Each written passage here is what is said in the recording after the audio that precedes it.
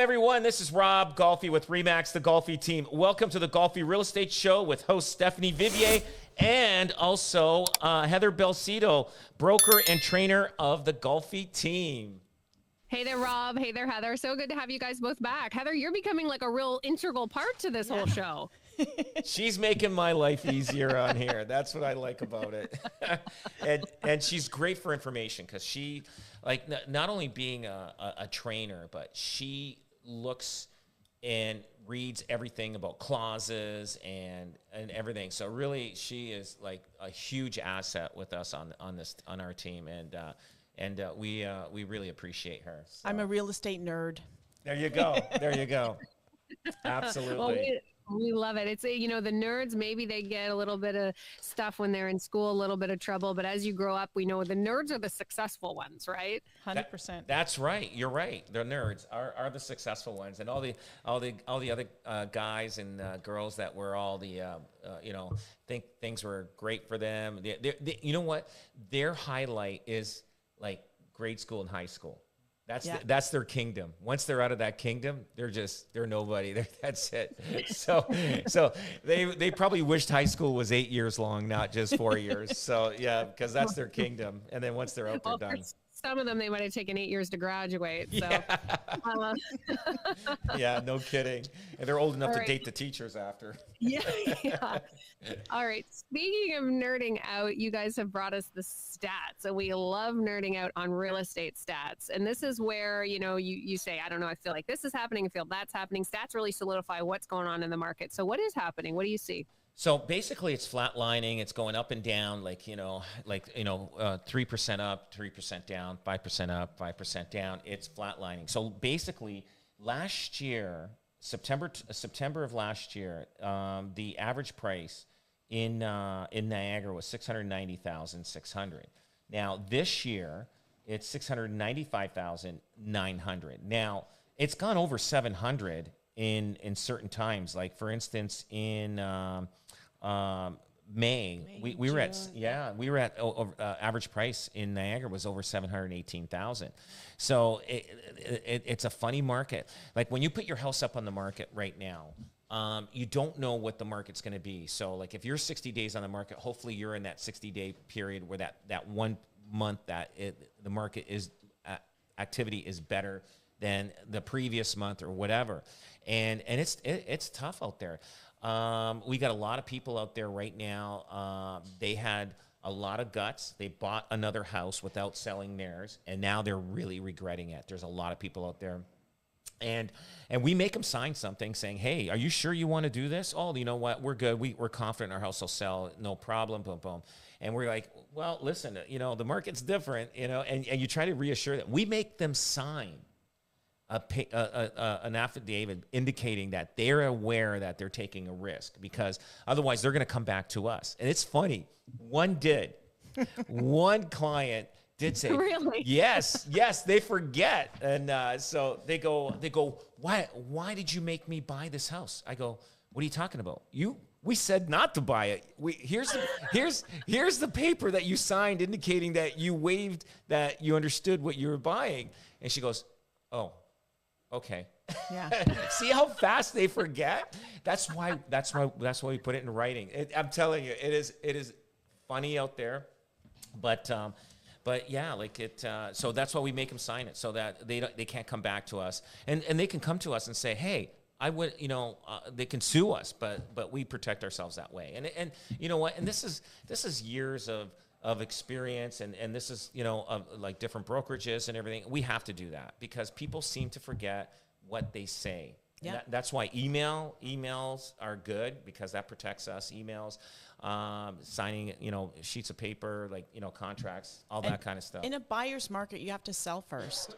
And you shouldn't be afraid that you're not going to find what you need, because it's a buyer's market. There's tons of supply. Yeah. So buyer's market, sell first. Seller's market, buy first. It's especially easy. the way the market is now, the way the market is right now. But in Hamilton, now, again, in September of last year, the average price was almost $815,000, and this year it's $777,455. So it's down 4.6%, like from last year. But you could see, again, up and down. It's gone as high as 800. and 28,000 in some months. So see what happens. Like, it just depends on the amount of inventory. It could be maybe an expensive house. That's why it jumped up in that month. A bunch of expensive houses that sold. But right now, again, you're putting your house up for sale. You gotta price it right. It is a buyer's market. There's no doubt about it. And a lot of people are in a tough situation. And then we got Halton, basically Burlington. So in Burlington, I'll tell you something. If you're looking at moving to Burlington, remember I showed you this yesterday? We were looking yesterday. Yeah, and I said best month to buy in Burlington is like December, January. Yes. And you can make 100 to 200,000 in 3 months, and it's been done. This is the last 3 years too. Yeah. And I guarantee it'll be the same. The Burlington, the market drops so heavily in December, especially January, and then it just kicks right back up in March. So you could literally buy a house in January, really good price, close on it in March, and the next day put it for sale and resell it for probably 100, 150,000 more. Yeah, and even on this chart that we're looking at now, 960 January 2024, and then February 2024 is 1,127,000. See what I'm saying? And it's been like that every single year, except 2022. Yep. Well, the 2022, that's an anomaly there. Yeah. That's something. But anyway, Burlington's down year over year 7.6%. But if you really want to win in Burlington, buy in December, January. Yeah. you'll actually build equity right away. Those All months. right. So people got to make plans post Christmas. That's what they got to do. That's it. Most agents won't tell you that. They say, no, you got to buy now. Yeah. But no, I'll tell you, buy in 2-3 months from now, and you'll be good.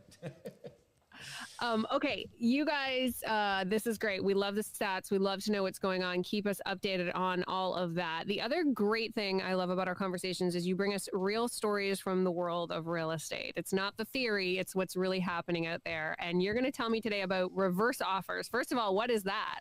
So reverse offers are, a lot of agents, don't know about it. And the one thing about it is that let's say somebody, I'm gonna read what I wrote down here. It says the process works like this: buyers tour the property, and then submit. Well, forget that one. So what happens is, let's say you have your house up for sale, Stephanie, and we get another agent brings their clients through.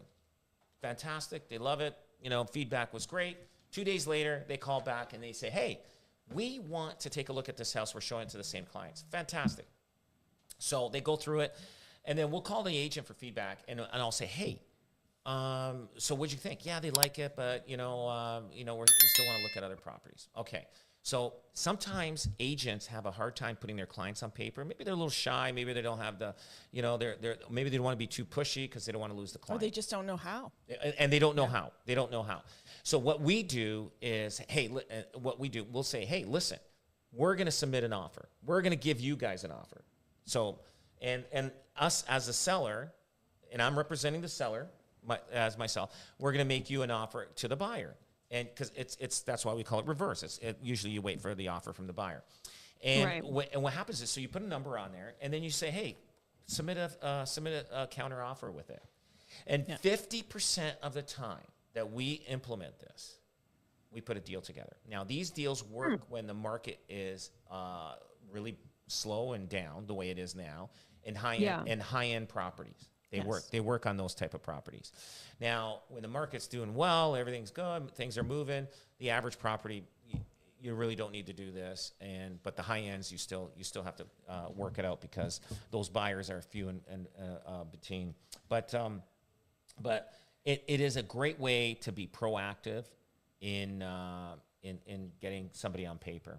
Or if negotiations have fallen apart. So in my case, I had a listing and someone offered, we countered, and then my seller said, I will take this number if they will counter that number. And they did, and he didn't take it. So they lost trust. So then 2 days later, I called him and I said, let's do a reverse offer. We're going to offer that number you said you would take to the buyer. And he said to me, you're a worse negotiator than they are. And I said, well, this is Rob Golfi's idea. And he said, okay, then let's do it. And we did it, and we got the deal. You know what? The reverse offer is, I've done quite a few of these reverse offers. I'll give you a story on one. I might have told this story once before, but there was an expensive property years ago, and we had, it was listed probably 1.7 million. And I did tell the owner that the house was worth 1.6 million. And so what happened is, we had, and the house has been on the market for about 60 days, 90 days, pretty close. So we had an agent from Cambridge come through, and they were bringing a Walmart executive. I think it was the president of Walmart or something like that. And now that house today is worth $5 million. They got an indoor and outdoor pool. It's beautiful on the lake. Gorgeous house. So, they went through it, and I think they went through it again twice. So I called her up while she was on her way back to Cambridge, and she goes, Rob, we love the house and everything, but we're just going to put their house up for sale, and then we'll come back. And I go, no, you're not. I says, we're making you an offer, because what if when they sell their house, another house comes up, then I'm going to lose that buyer. So I said, we're going to make you an offer. And she goes, what? Yeah. I said, I'm going to make you an offer. And I says, that's how I operate. I go, I'm proactive. She goes, okay. She goes, let me tell my clients that you're putting an offer together to submit to us. And so anyway, as I'm getting ready to type up the offer, she calls me up and says, we are gonna bring an offer now. See, see how I triggered that? See, yeah. And what happened is, when that offer came through, we went back and forth. My client was tough. Their client is tough because it's a Walmart executive. Yep. They got to flex their muscle. So we were far apart, and the deal died, right? And then so I was telling this agent, how to coach her way through to deal with her client, because she gave me the profile of her client and everything. And so she didn't like that. She didn't like how I said, what to do and everything. So the deal died. Mm-hmm. And then I let a couple days go by, and she calls me up, and I go, what? She kind of realized how that deal fell apart. And she goes, I understand what you're trying to do now, Rob. And I go, okay. I go, are you ready to listen to me? I go, are you ready? I go, we're going to put this deal. So I was getting all excited. I said, so I go, okay, listen, here's what you're going to do. I says, you tell your guy I called you. Do not dare tell him you called me, because he'll find you weak. I said, because this guy is a top executive, and this guy only deals with strong personalities, right? He wants you to be strong for him. So you tell him I called you, and you tell him I really want to put the deal together, but I haven't talked to my client yet, because I didn't want him to think I was desperate to put the deal together. So she goes, Rob, I'm with you all the way. And guess what? We put that deal together. Nice. She learned a lesson from there. She learned, like, putting deals together is a psychology deal too. It's like, there's a lot of psychology. Yeah. There's a lot, but well, yeah, the whole idea that like a reverse deal would work, because there's something in our human nature, like, oh, they want me. Yes. Yeah. Yeah. Right. Yeah. It's like, oh, they saw something in me that is like, that's what we want. We want people to want us. And then with this executive, he's used to winning, right? So it's like, oh, they want me. Oh, that's flattering. Wait. I'm not in control if I'm not the one putting the offer, right? Yeah. I've dealt with so many personalities out there, and you have you learn how to make it feel that they're in control, even though they're not. And in the end, both buyer and seller had a fantastic deal, and that's what we want. Now, right? Do you have a seller story? I'm working on one now, and I don't want to jinx it, but someone came through an open house, and I spoke to him, and his brother was interested in the house. So I'm a detective. I found his brother's agent, and so I said to him, and the home is now off the market, but we did a seller's offer, and I'm knocking on wood. She's working on it right now. I should have the accepted offer in my email right now. Yeah. So that would be great. I had another one. They were looking for a 4-bedroom house, and this was a 3-bedroom house, but the house was gorgeous. I did a reverse offer on it, and we put the deal together. Even though it was a 3-bedroom, they wanted 4-bedroom. And I said, hey, listen, you can build a nice loft in above the garage here. There's a big open cavity there that you can do, and and that's what us as salespeople do when we have your house up for sale. We have to show that we can sell it. But I know it's even tougher now the way the market is. But we're plugging through it.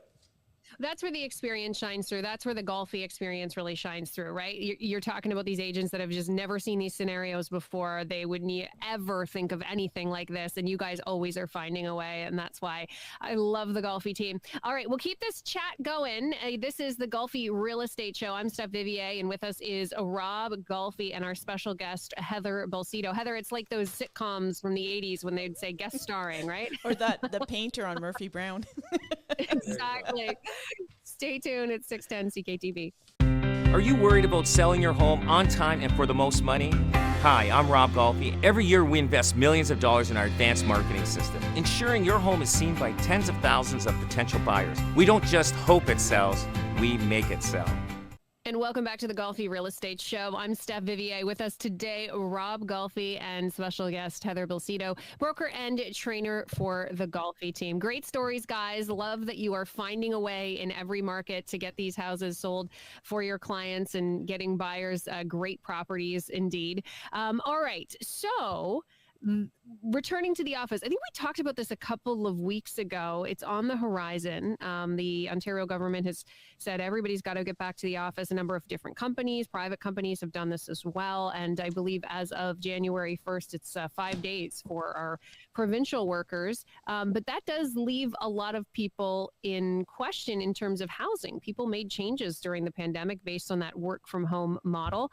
Are you getting calls for people who are looking to make a change back? Yeah, you know what? Some people are and have no choice. And like there's a lot of people in the Hamilton Niagara region and even Barrie, Ontario, and Kitchener, Waterloo, all surrounding all around the GTA.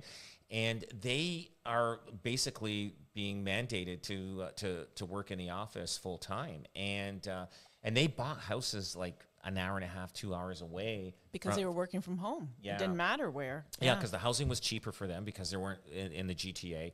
And they're being mandated. So they bought these houses at a time, the pandemic, when things were high. Prices were high, yeah. And now prices are low. And they can't even afford to sell these houses now. Like they may even have a mortgage higher than what the value of the house is. And it's causing a lot of problems. Some people are saying, you know what? I'm staying here, and will they get fired? I don't know. And some of them are looking for jobs locally. So if you get a job in Niagara, then you can stay. Yeah, but the thing is, it's not paying as much as a job in a GTA. So there's a lot of things going on, and it's just like this whole thing in this world is just made this decade flip it upside down. Yeah, it's just totally flipped this whole decade so far in this decade upside down with the pandemic, people, housing prices, people moving away. Now they got to move back. It's just there's so much going on, and it's a tough situation out there. Well, it really does present a difficult choice because they may be getting that higher salary, but once you start thinking about the time on the road and the wear and tear of the vehicle and the gas prices and all of those kinds of things, how much further are you ahead? And not to mention childcare, like that's a big reason why people made these changes. Oh, yeah. If you have your child, let's say you're in Niagara Falls, and you put them in daycare, and then you have to drive to Toronto. Yeah. Like you got to find somebody to, drop your child, because obviously you're driving at 6 a.m. to get to there for 8 o'clock, and then coming home. Like you're away for a good probably 12. Is it 12 hours? Would you say? Yeah. 12 hours. Like with travel, an hour and a half, 2 hour travel time each way, and plus 8 hours there. Like it's a tough go. And interesting, like, because for your industry, like you guys can kind of work from anywhere. You're almost like the originators, realtors of like the sort of work from anywhere type of like structure, right? Oh, absolutely. And I mean, it's easier for us. I mean, like people work where they, with realtors, you work in your area that you live pretty well, and sometimes beyond. And like I know there's agents, I mean, they travel all across. There's a lot of Toronto agents. They travel to the Hamilton Niagara area. They don't know the area that well, but because business is tough out there, they'll take anything that they can get, and they'll drive to Niagara, which they'll spend all day in traffic, a couple hours in traffic during a day, go to Niagara Falls, look at a bunch of houses, and come back during rush hours sometimes. And they're stuck, and it's tough. And sometimes these realtors that do come from the GTA, and they come and they got to, their clients say, hey, I just want to see this one house. And they're like, oh my God. I go, are you kidding me? Like, you know what I mean? Like, and then they try to find an excuse not to show it. You don't like that house. Let's wait till another day to do it. And they shouldn't be showing that house because it's not in their backyard and they don't know anything about the neighborhood. But a lot of that is going on.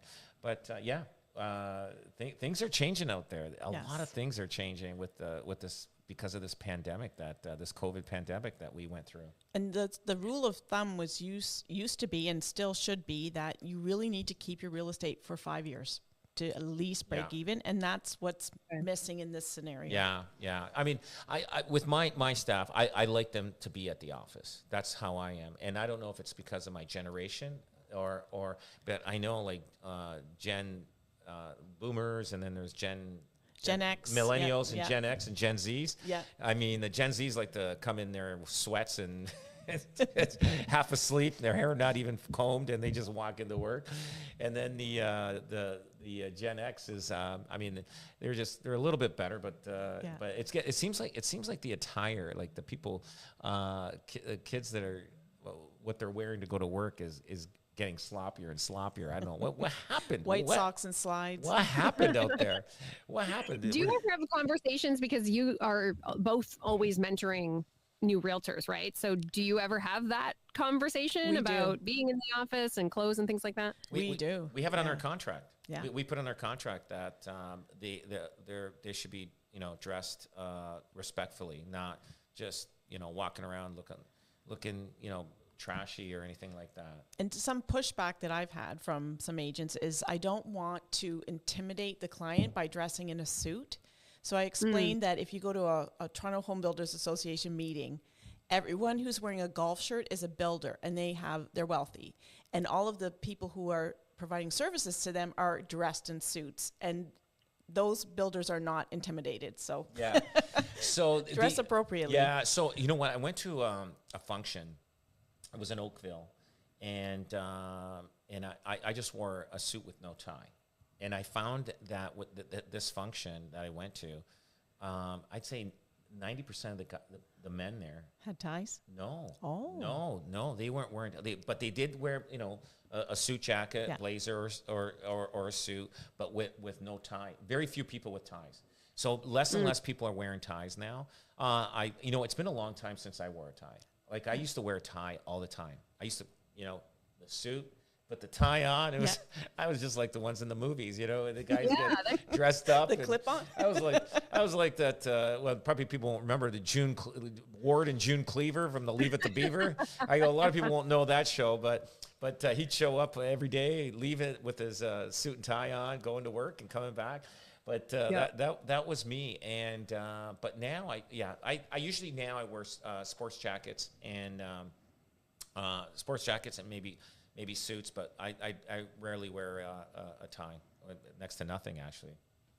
Yeah, I think when it comes to like that intimidation factor, if I'm having someone represent me and in a financial deal as big as purchasing a home or an investment property, I want them to be successful. And if they roll up with those white socks and slides on, I understand that there are a lot of social media people that make, tons of money and all of those kinds of things. But it is an image thing. And so to me, the white socks and slides just wouldn't be giving me the confidence they'd be able to represent me in that kind of a situation. Yeah, absolutely. Because sad to say, we do judge. People do judge. Yeah. And and unless you know them, I'll tell you, people didn't even recognize me. One time I was on a Saturday, I had I put a pair of old jeans on, t-shirt, baseball cap, and sunglasses. I go to Canadian Tire, right? And I go, because I didn't want people to see me that I was dressed like that. And so I'm walking through Canadian Tire, and the one guy goes like this. He walks by. Hey, he goes, I still know it's you, Rob. He goes, like, he knew I was trying to disguise myself. He knew that, the sunglasses, baseball cap, but he did recognize, he goes, I still know it's you. And I just started laughing, Like, it's just, That's so funny. because I didn't want people to see me in jeans. And I remember one time I wasn't in a t-shirt and jeans, and I had to drop something off. This was years ago at someone's house. And it was like on a weekend, casual. And he goes, can I help you? And I go, it's Rob, your realtor. He goes, holy smokes, I never seen you dressed like that. So that was fun. I'll never forget that moment. Like, it's just, because people see you dressed a certain way all the time, and you throw them off by changing. And but now everybody recognizes me regardless, whether I'm jeans with a shirt or a dress shirt or a suit, because I wear everything now. So. Yeah. Wow, that's so funny. Okay, let's talk about house flipping a little bit here. And this was such a big trend that we even had TV shows where people were flipping and buying houses, and whether it was the TV shows that made it popular or the popularity of itself. What is the state of flipping in 2025? Is this still a thing people can do to make some cash? It's not. It's there's not enough growth in the market in order to make money. And the term that we use, which sounds kind of rude, is we want the home to be renovated properly and not just lipstick on a pig. So if that's all they're doing, buyers they're savvy now. They know that this home has not been renovated to their standards, and they're spending. First of all, they're spending too much money on the original purchase, and then they're spending too much money on the renovation, and they're not making money when they sell it. No. And right now there was one property that we have, and it was one of the agents on my team, and I was having a discussion with him, and I said to him, I go, look, those days of making $100,000 to $200,000 on a flip are gone. And that's how much they were making, over $100,000 on a flip. So if you're flipping, 4 properties a year, you're making over probably $400,000, $500,000, $600,000. Yeah, which is crazy. So I said, right now, I mean, people are making between 30 and 50,000 if they're good, if they're good with their numbers, but they don't want to take that. They want more, and they don't realize the transition. A lot of flippers, when the market changed, they ended up losing money, but they made money so many times.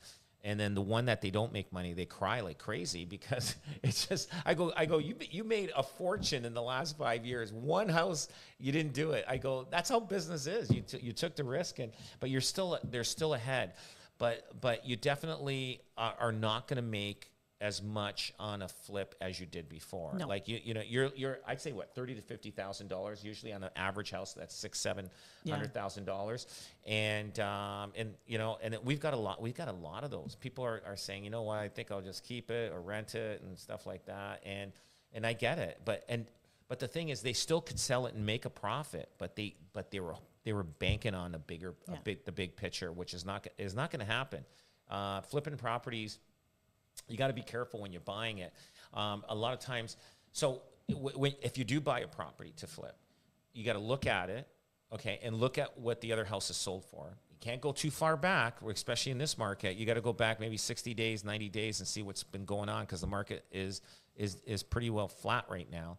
And so let's say you're buying a $500,000 property, and the average one's selling, probably about $700,000-$725,000. Well, you got, so that gives you a $200,000 lift that you can make if to renovate. So you got to make sure you renovate. You don't spend no more than $100,000, maybe $125,000, $150,000 max. And then hope that prices are will stable. Will hold. And a lot of times people fall in love with the house. Oh, I'm going to put this kind, and they spend too much money on it.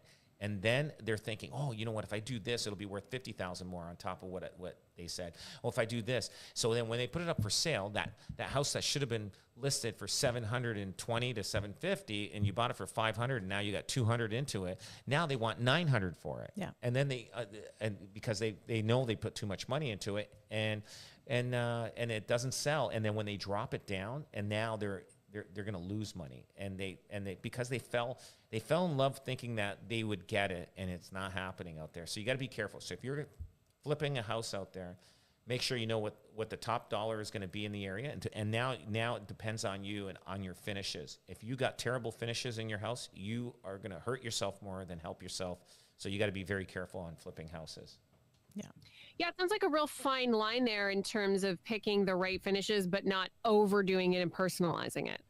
Yeah, like we had this one guy in St. Catharines, and he over improved this house in a real bad area, and it would, like, we said to him, why are you putting like a $4,000 front door?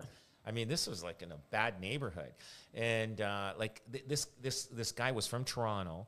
And thinking that, like he's going to get all this money for it. And I'm telling you, he lost a fortune on it. Whoever educated him on buying that house to flip there, bad move. It was a bad move. And so he learned his lesson real hard. That's for sure. All right. Lots to know about it for sure. We will continue talking real estate with the Golfi Real Estate Show. Rob Golfi is with us today, and a trainer with the Golfi team, Heather Bolsito, as well. Stick around. This is 610 CKTV, Niagara's News and Talk. I know the importance of hiring the best agents. I'll take a photo of your house and post it on the World Wide Web. Next, our multi-million-dollar marketing system reaches tens of thousands of potential home buyers every day. Go to robgolfi.com and put the best team to work for you. Welcome back to the Golfi Real Estate Show. I'm Steph Vivier, and with us today, Rob Golfi and Heather Bolsito, broker and trainer for the Golfi team. So throughout the show, you guys have been talking about it's different out there. The market is different. You know, you can't just flip a house and make a few $100,000 anymore. You really have to try a little harder as a realtor to get things done. And realtors are going, I don't know if we can call it supernatural, but looking to the heavens to get some help, Rob. Oh, yes. So they're little St. Josephs. Heather could explain this because I think she's bought quite a few of these St. Josephs. So I had a condo listed, and a friend of mine, it was her father-in-law, and she said, could you please put a St. Joseph in the ground in front of the condo? And I said, what? So I did so. I followed her instructions. You bury St. Joseph head down facing the property that you want to sell. And there's a prayer that you say. Face down. Yeah. Face down. And facing the property, but head down. Okay. Yeah. So the back is up. So I did that, and we had been listed for 2.5 months with crickets. I put St. Joseph in the ground, and we sold it. It could have been a coincidence. So I went to my local Bible store in town, and I said, do you sell St. Joseph here? And she said, you mean the realtor kit? And I said, what? So I purchased some. So I'll offer it to the client if I know that if they believe in saints, and I have probably planted about 30 or 40 St. Josephs in the ground, and those houses all sold. Yes. What? There you go. Okay. Yeah. Do you take it out after, or do you just leave him there? I leave him there, but I've been told that you're supposed to remove him. But I leave. There's one in my old house in Oakville in the ground, and my mother-in-law's house is in the ground. So can you imagine 500 years from now, people are going to dig these up and the artifacts, and they go, oh my God, there's a religious artifacts all over the place. We can't build here. We can't tear down nothing. The new ones are biodegradable, so they're not hazardous. Oh, they're biodegradable. Okay, yeah. And the real estate industry is doing this to such a degree that the religious store complex, the consumerism on that, they are making them biodegradable. Like they've figured this all out. Yes, and now we get them on Amazon. Yeah. Okay. All right. And you buy them in like boxes of 20 or something like that.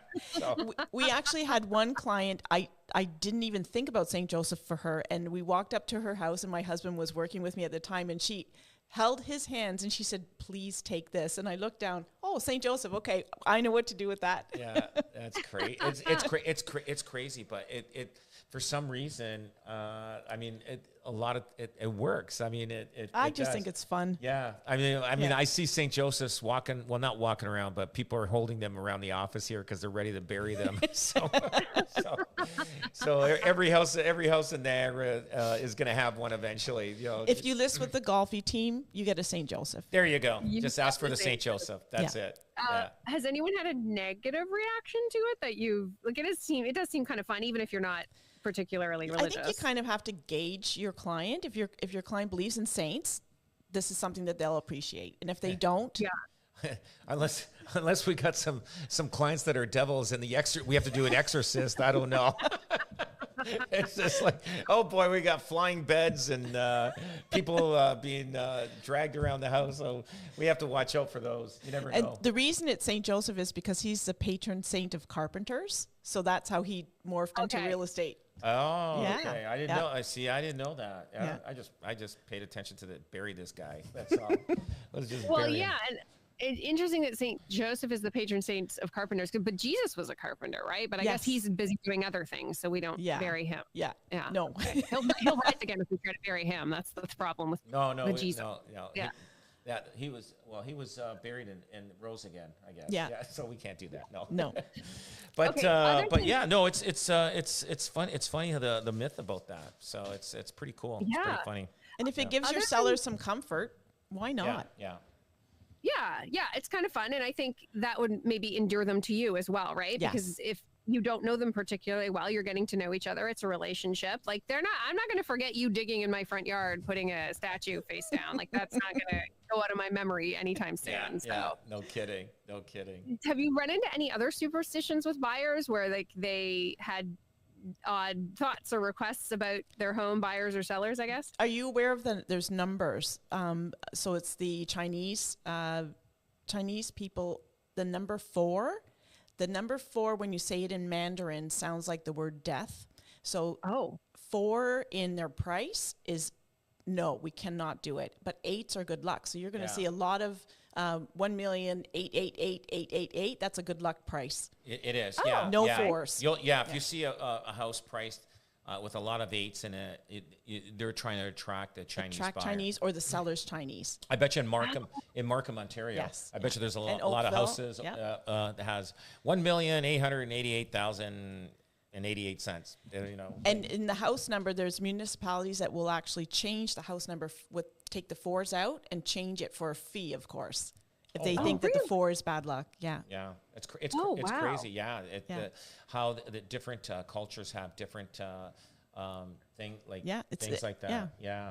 But there's always different things that people have, in their house that they're superstitious or anything like that. The eye. So the eye is in, I think, Italian culture and Greek culture. So there's this eye that will ward off evil spirits. So you'll see it all over, houses. Yeah. Oh, yeah. There's also all sorts of things that we come across. It's funny, you get to learn different cultures. Yes. The one culture I really learned is Turkish coffee. I'll never drink it again. Sorry. Really? Oh my God, it's so thick. It's like mud. It's like, oh my God. I go, yeah, okay, I'll have a coffee. And I'm thinking, okay, this thing is like pretty thick. I go, I don't know. It's like, it's close to milkshake thick. That's how my French-Canadian uncle felt about espresso. Oh. My father-in-law gave him an espresso and he said, what is this? Yeah. Oh yeah. But the Turkish coffee, boy, I'll tell you, I had it once, and I don't think I'll have it again. It was like it's like putting like what do you call it? Crystal coffee, like Folgers. You keep spooning. Yeah. And not enough water. Yeah, there was more of that than there was water, and you're drinking this thing, and it's like. And then you have to act like you like it, right? It's like, yeah, this is really good. There's other things like in Feng Shui. So if you have the stairs come straight down and then out the door, all of your money will come straight down and then out the door. So there are people who are watching. They won't buy a house that has, when you open the door, you see the stairs. Yeah. And if you can see the back door, the back sliding door from the front door, that's also wrong. Yeah, they don't want intersection they don't like. So there's all different things. Yeah. They look at. Yeah, it's I'll give you a superstition from when we bought our house. So when I was a kid, there was a house across the street that I called the divorce house because every couple that moved in there got divorced. It was like 4 or 5 couples, right? So it's like, these 2 people move in, they get divorced and move out and whatever. And so as an adult, I became so aware of this. And when we were searching for our house, the house we actually own now, the people were breaking up. I knew them personally. And so I did not want to buy this house. Like I looked at probably 40 other houses instead of buying this house. And then finally it was like, well, this one makes, the most amount of sense. So we did buy it, but I got in a few different types of like energy cleaner type people to come in and do Some rituals. sage and Sage the and stuff. house. Yeah. Yeah. Yes, so that I didn't live in a divorce house, and that is so weird to admit, but it's true. Like, and I you really can felt- ask.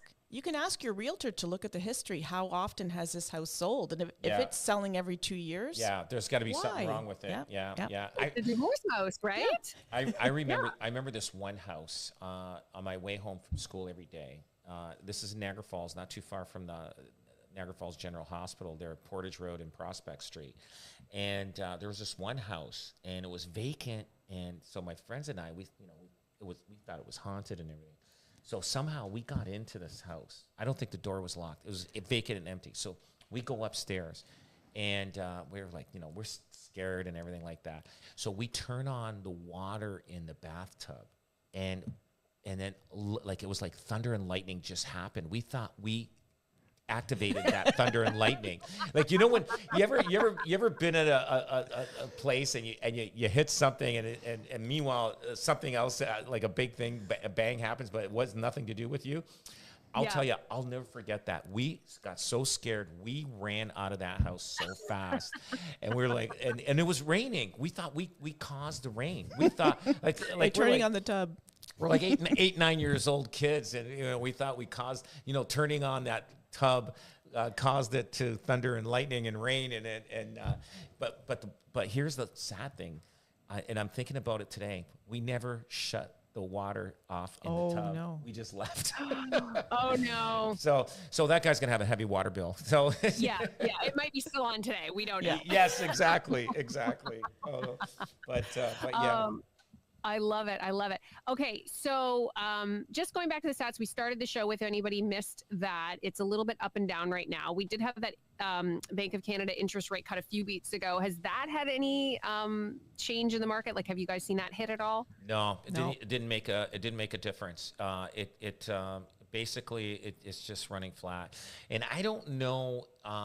I know there'll probably be another quarter point interest rate drop, and I'm not sure if it'll be in the variable, not the fixed. Maybe it's hard to tell, but I honestly it's hard to tell what's going to drive the buyers back, and I think it's just there's so much uncertainty out there. They need more confidence. Yeah. And people's jobs are on the line right now too. Like, it's just unless you've got your job is good, and the interest rates are pretty decent right now. And, finding a house and negotiating a good deal is pretty good. So everything's good for the buyer right now, but it's got to be up to the buyer's, confidence in their job if they know they can handle it. Now, people that are getting married, they're buying houses, they're moving forward and everything else like that. But First-time buyers, they're in a good position. They are in a great position right now. And I think it may flatline a little bit longer, but meaning that, like, I'm not saying it's going down, but I think we flatlined in the past year. Like, basically the prices are just holding tight, and so if you buy now, you hang on for at least 5 years, you'll definitely be ahead of the game. And I do feel the market in 2027 it will start climbing, and we'll see like 3, 4, 5% increases every year of housing. Like I said, house prices double every 10 years. It's scary. Like, you're thinking about, okay, a townhouse right now for $750,000, it's going to be worth 1.5 or 1.4 million in 10 years. Well, I didn't know a $60,000 townhouse way back when I bought as an investment. Today it's going to be worth 450, 500,000. So I would never have thought that. I thought, so it will go up.